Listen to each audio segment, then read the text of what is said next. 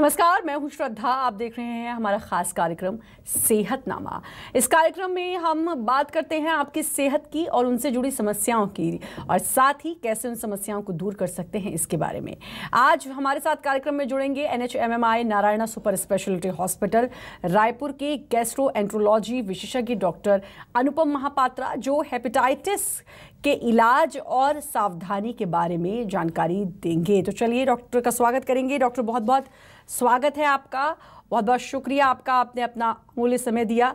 और बहुत ज़रूरी है ये जानना कि हेपेटाइटिस क्या है। ज़्यादातर लोग इसे नहीं जानते हैं। तो सबसे पहला मेरा सवाल, हेपेटाइटिस बी क्या है?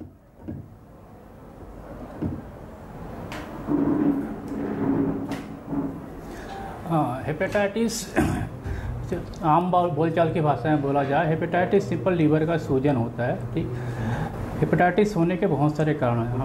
हम लोग जो देखते हैं hepatitis A, hepatitis B, hepatitis C, hepatitis D और ई। इसमें से जो हेपेटाइटिस ए और ई होते हैं वो जो नॉर्मली होते हैं खाने पीने की अशुद्धि के कारण।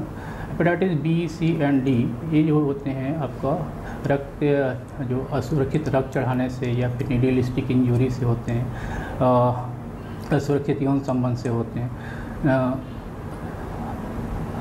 इससे रिलेटेड जो समस्याएं आती हैं, ये दोनों एक्यूट हेपेटाइटिस भी करा सकता है, क्रोनिक लीवर डिसीज़ भी करवा सकते हैं। जो लॉन्ग टर्म में उसके कॉम्प्लिकेशन का लीवर सिरोसिस और लीवर कैंसर में तब्दील हो सकता है, जिसके कारण हाई मोर्टेलिटी होती है। जी जी, लक्षण की बात कर लेती हूँ डॉक्टर कि क्या क्या लक्षण हैं जिनको देख के हम समझ सकते हैं कि कहीं ये हेपेटाइटिस बी तो नहीं, ये हेपेटाइटिस का कोई लक्षण तो नहीं। तो वो कौन कौन से लक्षण हैं?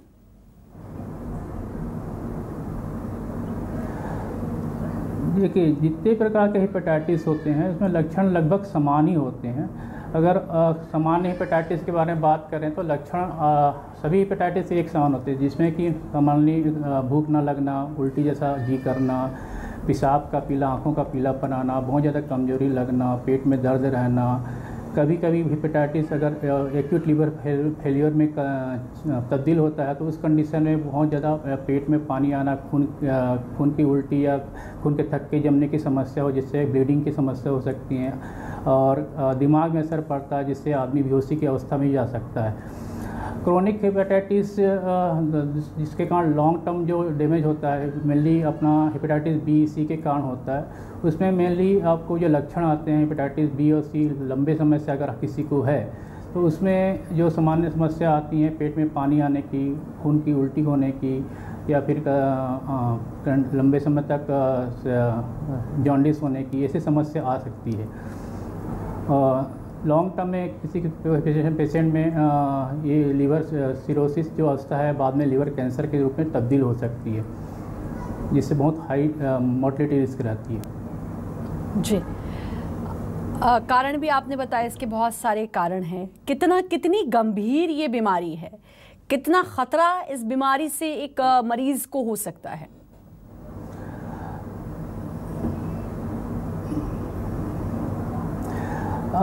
ऐसे एपिडेमियोलॉजी की बात की जाए, लगभग पूरा दुनिया में लगभग 400 मिलियन के आसपास मरीज हेपेटाइटिस बी से रिलेटेड हैं, जिसमें से लगभग 7 लाख लोग प्रति वर्ष इनकी मृत्यु हो जाती है हेपेटाइटिस बी रिलेटेड कॉम्प्लिकेशन के कारण, लीवर सिरोसिस और लीवर कैंसर के कारण। भारत की बात करें तो लगभग 40 मिलियंस हेपेटाइटिस बी के कैरियर स्टेज में हैं, और लगभग एक प्रकार से ऑलमोस्ट 1.25 लाख लोग हर प्रतिवर्ष इसके कारण मृत्यु को प्राप्त होते हैं। इससे रिलेटेड जो कॉम्प्लिकेशन सिरोसिस और लीवर कैंसर होता है उसके कारण।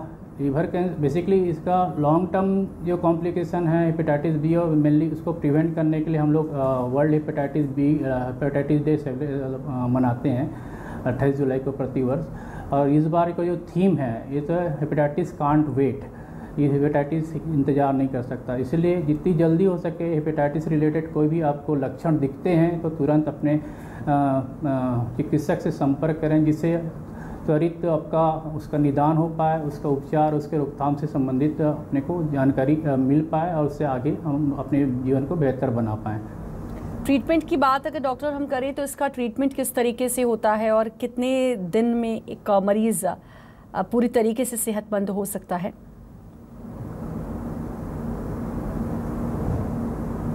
देखिए, acute hepatitis B, acute hepatitis और क्रोनिक हेपेटाइटिस दोनों का इलाज टोटली डिफरेंट है। एक्यूट हेपेटाइटिस में नॉर्मली जो मरीज होता है 4 से 6 हफ्ते 8 हफ्ते में पूरी तरह स्वस्थ हो जाता है। सपोर्टिव ट्रीटमेंट से, सिंपल आपको प्रॉपर खाना न्यूट्रिशन देने की वजह से, प्रॉपर हाइड्रेशन की वजह से ठीक हो सकता है। उसमें से केवल 1 ही % है जो जिनको बहुत ज़्यादा कॉम्प्लिकेशन होता है। एक्यूट हेपेटाइटिस में लीवर फेलियर बहुत ही खतरनाक अवस्था है, उसमें किसी मरीजों को लीवर ट्रांसप्लांट की ज़रूरत पड़ती है। क्रोनिक हेपेटाइटिस भी लॉन्ग टर्म में लीवर सिरोसिस और लीवर कैंसर करवा सकता है। लेकिन ये हेपेटाइटिस अगर जल्दी डायग्नोज हो जाए तो जिस प्रकार हम लोग ब्लड प्रेशर शुगर का इलाज करते हैं, सिंपल एक गोली के बेसिस पे लॉन्ग टर्म ट्रीटमेंट है। हेपेटाइटिस भी ऐसी बीमारी है जो बिना लीवर को डैमेज कराए लीवर कैंसर कराने की क्षमता रखता है।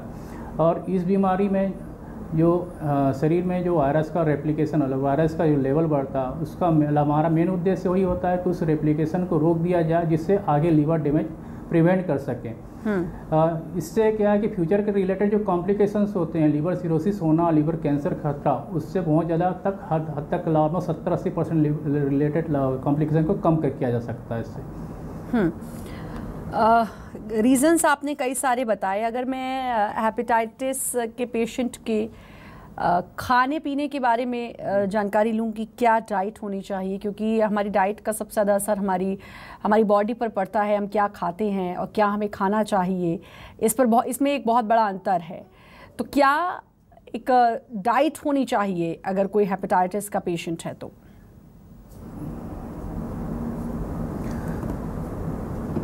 हेपेटाइटिस बी के लिए ऐसे कोई विशेष रेस्ट्रिक्शन नहीं होता। बेसिकली आज नाम धारणा है कि मरीज को पूरे उबला हुआ खिलाओ, उसको हल्दी मत दो। बहुत सारे कहते हैं आसपास के जो गलत तथ्य देते हैं कि बहुत सारी चीज़ें खाने को मना करते हैं। एक्चुअली हेपेटाइटिस बी के मरीजों को खाना खाने की ज़रूरत पड़ती है, लेकिन उनका शरीर उस समय इससे कमज़ोर होता है, उल्टी जैसा जी करता है, तो उस खाने खाने की इच्छा होती नहीं। तो जितनी मात्रा में आप जो भी, जैसे कि हाई कैलोरिक डाइट, ज़्यादा कार्बोहाइड्रेट रिलेटेड चीज़ें हैं, जो अपना सब प्रकार के फ्रूट्स, सुरक्षित फल जो होते हैं, साफ़ सुथरे फल फ्रूट सब कुछ खिला सकते हैं। इस बीच में ऐसे विशेष रेस्ट्रिक्शन नहीं होता। अल्टरनेटलेस आपको दूसरी साथ साथ कोई बीमारी है, शुगर से रिलेटेड बीमारी है, ब्लड प्रेशर से रिलेटेड बीमारी है, तो उसकी मेडिसिन के साथ साथ आप रेगुलर चेकअप करते हुए बाकी नॉर्मल खाना खा सकते हैं। इसमें कोई ऐसा खास रेस्ट्रिक्शन नहीं होता। बस खाना हाइजीनिक होना चाहिए, सबसे ध्यान रखना जरूरी है। क्या हेपेटाइटिस जानलेवा भी हो सकता है डॉक्टर?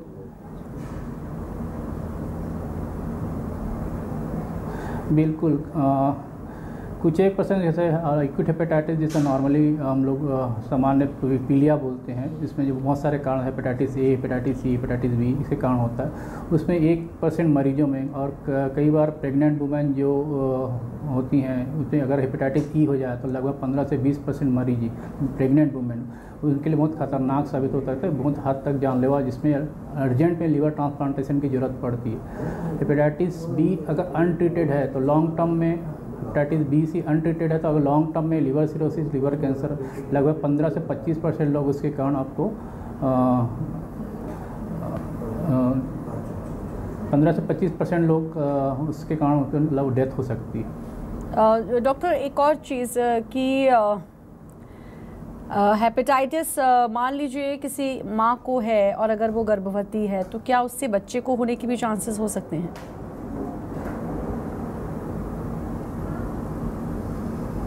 जी, अगर हेपेटाइटिस बी माँ को है और बच्चे को होने की संभावना रहती है, लगभग 15% के आसपास मरीजों को संभावना रहती है। लेकिन अगर वो गर्भावस्था की लास्ट अवस्था में हमने उसको ट्रीटमेंट दिया जाता है, और तुरंत डिलीवरी के बाद बच्चों को वैक्सीनेशन प्लस इम्यूनोग्लोबिन का डोज लगता है, जिससे ऑलमोस्ट 95 से 98% लोगों को इससे प्रिवेंट भी किया जा सकता है। हेपेटाइटिस की अगर बात करें तो ये कितने प्रकार के होते हैं डॉक्टर?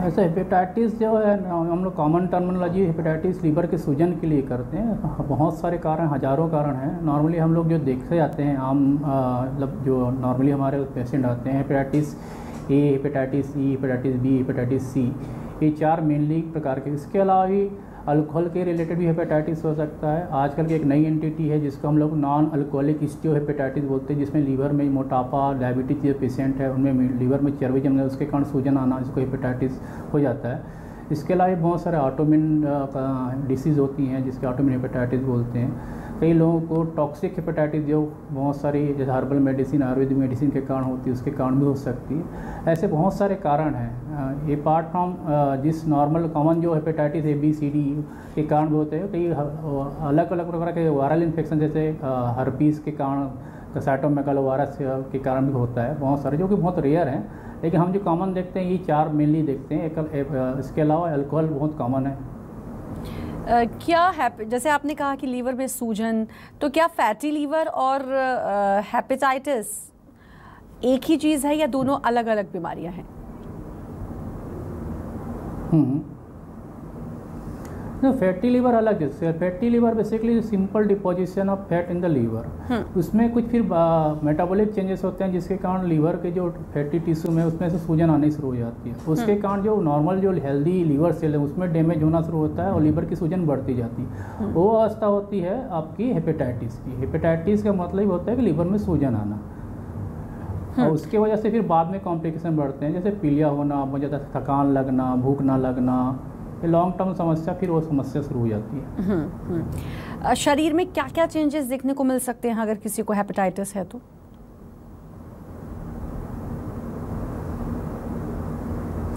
एक्यूट हेपेटाइटिस और क्रोनिक हेपेटाइटिस तो दूसरा चेंजेस जो एक्यूट हेपेटाइटिस जैसे आपको बताया कि लक्षण जो सामान्य लक्षण होते हैं, भूख ना लगना, कमजोरी लगना, पीलिया होना, शरीर में खुजली होना, लो ग्रेड फीवर आना, पेट में दर्द, ये कॉमन लक्षण दिखने को मिलते हैं। क्रोनिक हेपेटाइटिस की बात की जाए, लीवर सिरोसिस मान लो किसी को हो गया, हेपेटाइटिस B, C और किसी और दूसरे कारण हेपेटाइटिस के कारण, उसमें बहुत सारी लक्षण देखने को मिलते हैं। इसमें क्या, शरीर का वजन धीरे धीरे कम होता जाएगा, शरीर की मांसपेशियां कमज़ोर होती जाएंगी, हाथ पैर पतले दुबले होंगे, पेट का साइज बढ़ता हो जाएगा, पेट में पानी आने से पेट की जो खून की नसें हैं वो बहुत चौड़ी दिखेंगी, अब पाँव में सूजन, शरीर में सूजन की आती है।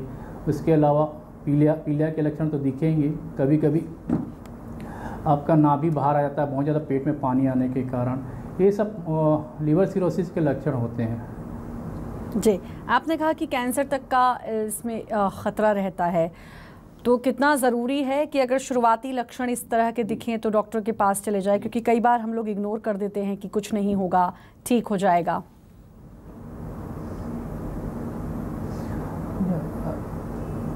जैसे आज वर्ल्ड हेपेटाइटिस B डे है, इसमें मेन जो हम लोग कंसंट्रेट कर हेपेटाइटिस B इरेडिकेशन के लिए।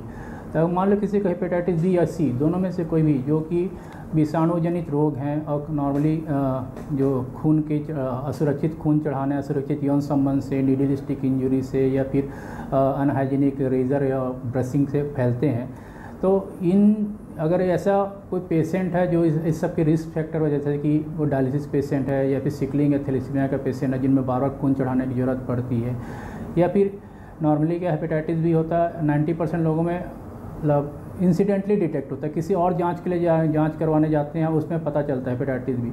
और घर में किसी को फैमिली हिस्ट्री है, हेपेटाइटिस बी के कारण किसी की डेथ हुई है या लीवर कैंसर के कारण किसी की डेथ है, ऐसे मरीजों को हेपेटाइटिस बी का टेस्ट करवाना ही चाहिए, जिसको simple hepatitis B HBsAg antigen बोलते हैं।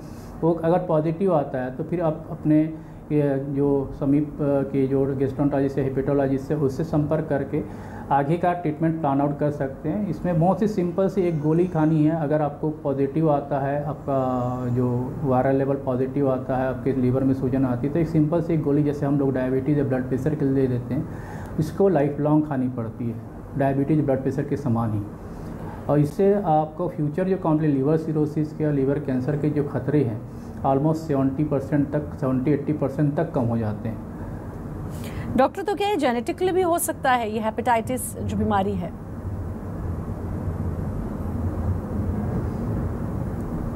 नहीं, जेनेटिकली नहीं होता है। बेसिकली इसके ट्रांसमिशन के मेनली 4 रूट होते हैं। पहले भी आपको बताया कि ब्लड ट्रांसफ्यूजन से होता है, असुरक्षित यौन संबंध से होता है, जैसे हम लोग किसी को नीडल असुरक्षित, जैसे अपने झोला छाप डॉक्टर लोग बार बार यूज़ करते हैं नीडल को, उसके कारण हो सकता है। आप किसी इन्फेक्टेड पर्सन का रेज़र ब्रश यूज़ करते हैं उससे हो सकता है, या फिर ऐसे इन्फेक्टेड पर्सन को केयर दे रहे हैं जिसमें आपका हाथ में वो चोट वोट है जिससे डायरेक्ट एक्सपोज हो रहे हैं, तभी होगा। तो माँ से बच्चे में पेरीनेटल, हमारे इंडिया में जो मेन रूट है माँ से बच्चे में होने का संभावना सबसे ज़्यादा कॉमन कारण वही होता है इंडिया में, माँ से बच्चे में पेरीनेटल रूट ट्रांसमिशन बोलते हैं इसको, उसी से होता है, जेनेटिकली नहीं होता ये। आज वर्ल्ड हेपेटाइटिस डे है, ये क्यों मनाया जाता है डॉक्टर, आज का दिन वर्ल्ड हेपेटाइटिस डे के रूप में?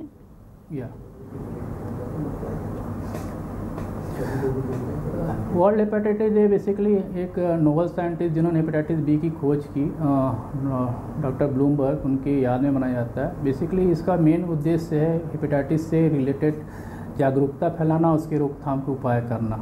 इसलिए हर साल हम लोग 28 जुलाई को इसके लिए उसको इस दिन को हम सेलिब्रेट करते हैं। लगातार 11 साल से ये कहते हैं कार्यक्रम होता आ रहा है।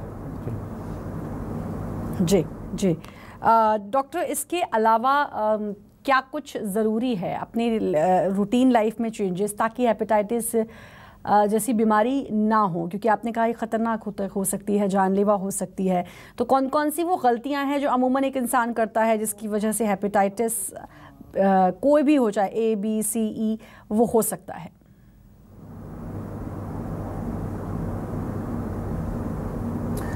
बेसिकली रोकथाम के उपाय में देखा जाए तो हेपेटाइटिस बी के बारे में बात करूंगा। तो हेपेटाइटिस बी का मेन जो अपना रोकथाम का उपाय है हेपेटाइटिस बी वैक्सीनेशन, जो कि अपने भारत में लगभग 2002 के बाद इम्यूनाइजेशन प्रोग्राम जो शुरू हुआ है उसमें आज के सारे बच्चों को हेपेटाइटिस बी का टीका लग ही रहा है और इसकी इफिकेसी ऑलमोस्ट 95 to 98% है। इसलिए हेपेटाइटिस बी के लिए अमूमन सभी व्यक्तियों को इनका टीका लगाना अनिवार्य, जिससे आपको फ्यूचर में इसका रिस्क कम से कम हो जाए काफ़ी हद तक। दूसरा, इसके अलावा बाकी जो हेपेटाइटिस के बाद खास करके A और E, जैसे कि अभी आपको रेनी सीजन चल रहा है, इसमें बेसिकली आपको हाइजीन का ध्यान देना सबसे इम्पोर्टेंट चीज़ है। हाइजीन बेसिकली खास करके बाहर का खाना जो है सुरक्षित, जो बाहर खाना खा रेनी सीजन में हाइजीन का बहुत प्रॉब्लम होता है, तो ये सब बाहर के बिल्कुल अवॉइड करने का, जब भी खाते हैं बिल्कुल गर्म खाना खाइए, ठीक, पानी अच्छा मतलब साफ़ सुथरा पीजिए, ये भी आपको हेपेटाइटिस A और E से बचा के रखिएगा। हेपेटाइटिस बी के लिए आपको जैसे बताया मेन का रोकथाम का उपाय टीकाकरण ही है, सबसे बेस्ट तरीका है और हर किसी व्यक्ति को उसको लगवाना चाहिए। बाकी हेपेटाइटिस जैसे आपको नॉन अल्कोहलिक हेपेटाइटिस जो ओबेसिटी डायबिटीज़ के कारण होती है, तो उसके लिए आपको डायबिटीज़ कंट्रोल, वेट कंट्रोल, ये सब खाने पीने का संतुलित आहार का ये सब ज़रूरी है और उससे हम लोग अब काफ़ी हद तक अपने बॉडी वेट को मेंटेन करके बाकी जो कॉम्प्लिकेशन होते हैं hepatitis secondary to fatty liver, उससे बचा जा सकता है। आपने कहा कि इसका टीका ज़रूर लगवाना चाहिए, तो सही समय टीका लगवाने का कब लगवाना चाहिए, इसके बारे में भी कुछ ख्याल रखना होता है?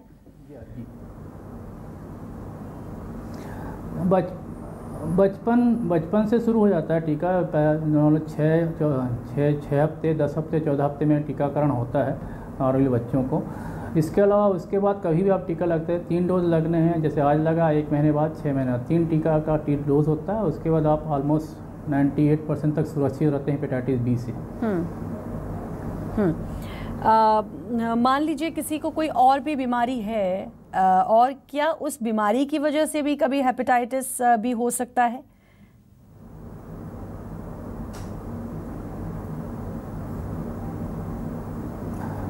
हेपेटाइटिस जैसे मैं बताया, हेपेटाइटिस एक मात्र टर्मिनोलॉजी है। हेपेटाइटिस मतलब लीवर का सूजन है। बाकी बहुत सारी बीमारी जैसे आपको बताया कि डायबिटीज़ पेशेंट में बहुत ज़्यादा फैटी लीवर का संभावना आता है। उसका फैटी लीवर के कारण नॉन अल्कोहलिक स्टीरोहेपेटाइटिस बोलते हैं, हो सकता है।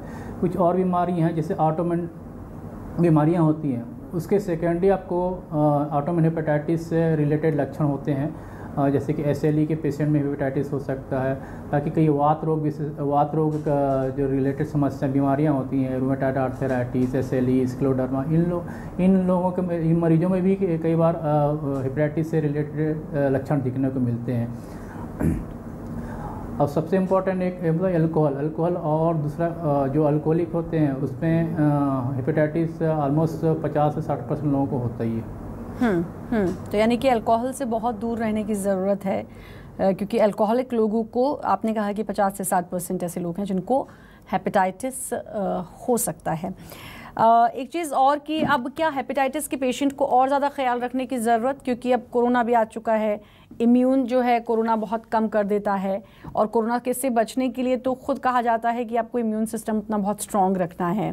तो क्या कोरोना की वजह से कोई बदलाव या कुछ ख़तरा? जी,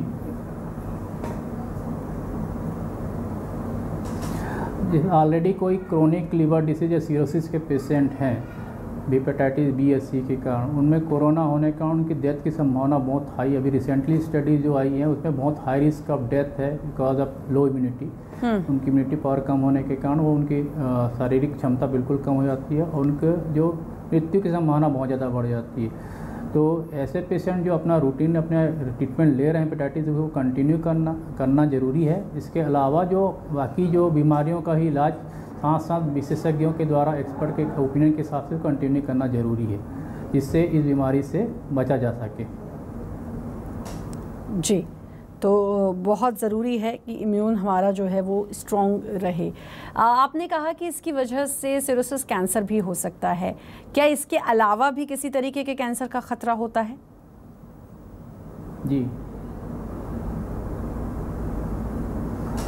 नहीं, बेसिकली ये हेपेटाइटिस बी और सी ये हिपेटोट्रॉपिक बोलते हैं, केवल लीवर को इन्वॉल्व करते हैं। ठीक है, इसे लीवर कैंसर ही मेन आपका मेनली लीवर कैंसर के लिए रिस्पॉन्सिबल होता है। इसके अलावा लीवर कैंसर के अलावा बाकी भी एक्स्ट्रा हेपेटिक जिसको बोलते हैं लीवर के बाहर कुछ समस्याएं होती हैं। कई बार स्किन से रिलेटेड समस्याएं होती हैं, कई बार किडनी से रिलेटेड समस्याएं होती हैं, कई बार ऑटोइम्यून समस्याएं होती हैं इनमें हेपेटाइटिस बी के मरीजों में। हालांकि इसके परसेंटेज बहुत कम है, 10% लगभग लोगों में ऐसे समस्याएं देखने को मिलती हैं, है ना। कई लोगों को सीरम सिकनेस, हड्डी जो जॉइंट पेन से रिलेटेड समस्याएं जो होती हैं वो हो सकती हैं, आर्थराइटिस जैसा प्रेजेंटेशन हो सकता है। हालांकि ये बहुत कम लोगों में देखने को मिलता है। कैंसर के अलावा वैसे मेन आप अल्टीमेट जो आपका डिजास्टर है वो हेपेटाइटिस बी के कारण लीवर कैंसर, लीवर सिरोसिस ही होता है। क्या कोई ऐसी खाने पीने की चीज़ जिसको अवॉइड करना चाहिए बिल्कुल हेपेटाइटिस के पेशेंट्स को, या फिर जो मन है वो खा सकते हैं?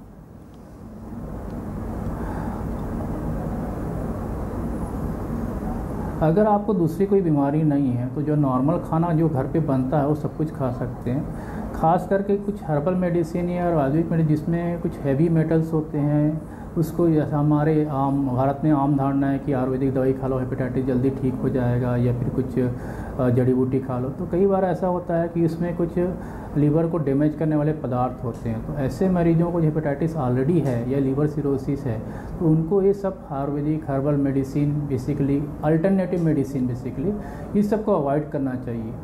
बेसिकली इसमें उसके कारण कई बार क्या होता है कि हेपेटाइटिस रिकवरी फेज में रहता है कई बार, और दवाइयों के कारण और ज़्यादा उसकी स्थिति और ज़्यादा ख़राब हो जाती है। तो मैं तो रिकमेंड करूँगा कि आप जो हेपेटाइटिस से मतलब नॉर्मल जो खाना खाते हैं वही खाइए, जितना रेस्ट कर सकते हो उतना रेस्ट करिए, और कोई भी अल्टरनेटिव मेडिसिन का यूज़ मत करिए। तो ख़ास करके अल्टरनेटिव मेडिसिन के अलावा दूसरा अगर अल्कोहल के आदी है तो बिल्कुल अल्कोहल को बंद करके रखना है। जी जी, जैसा कि आपने कहा कि ऑल्टरनेटिव मेडिसिन्स को दूर रखना है, उनका सेवन ना करें, और ख़ास तौर पर ये देखा जाता है भारत में कि हम लोग अपने मन से दवाई ले लेते हैं या केमिस्ट पे जाकर दवाई ले लेते हैं। ज़रा सा बुखार, ज़ुकाम ये सब अगर हो तो कितना उससे बचने की ज़रूरत है?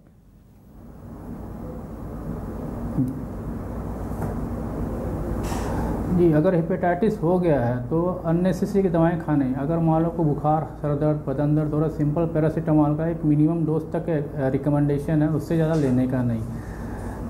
इसके अलावा कोई भी ऐसी एंटीबायोटिक जो लीवर्स के थ्रू आपको मेटाबोलाइज होती है बिल्कुल अवॉइड, बिना डॉक्टर के प्रिस्क्रिप्शन के या डॉक्टर की सलाह के बिना बिल्कुल वो दवाई बिल्कुल नहीं लेना चाहिए। तो तमाम बातें जिनका ख्याल रखना है और बहुत गंभीर तरीके से इस बीमारी को लेना है वो और उसका इलाज करवाना है। बहुत बहुत शुक्रिया आपका डॉक्टर, अपना कीमती समय देने के लिए और इतनी अच्छी जानकारी देने के लिए, हेपेटाइटिस के बारे में इतना डिटेल में बताने के लिए बहुत बहुत शुक्रिया आपका। और फिलहाल हमारी इस खास पेशकश में इतना ही, लेकिन बाकी खबरों के लगातार बने रहिए न्यूज़ 24 मध्य प्रदेश छत्तीसगढ़ के साथ।